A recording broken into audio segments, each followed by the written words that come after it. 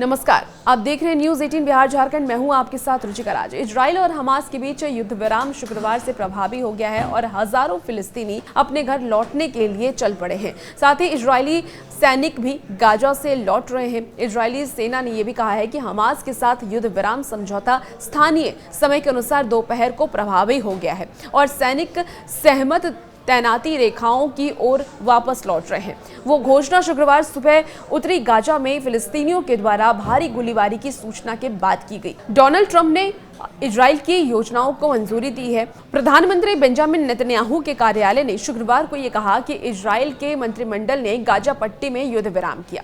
शेष सभी बंधकों और फिलिस्तीनी कैदियों की रिहाई के लिए राष्ट्रपति डोनाल्ड ट्रंप की योजना को मंजूरी दे दी गई है।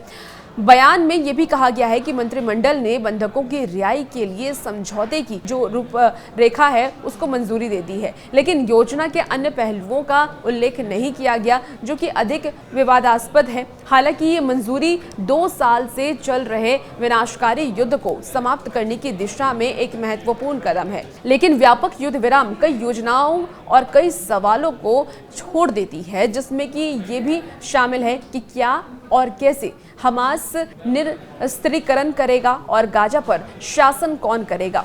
आपको बता दें कि रेड क्रॉस की अंतर्राष्ट्रीय समिति ने यह भी कहा है कि ऑपरेशन के पैमाने और गति को देखते हुए बंधकों और कैदियों की अपेक्षित रिहाई पिछले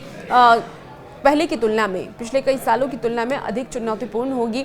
आईसीआरसी के मुख्य प्रवक्ता ने यह भी कहा है कि हालांकि समूह से गाजा से बंधकों को रिहाई और इजराइल से फिलिस्तीनी कैदियों की रिहाई में भूमिका निभाने की उम्मीद है, लेकिन अभी तक ये नहीं बताया गया है कि रिहाई कब, कैसे और कहां होगी। और भी ऐसी वीडियोस के लिए आप बनी रहिए न्यूज 18 बिहार झारखंड के साथ।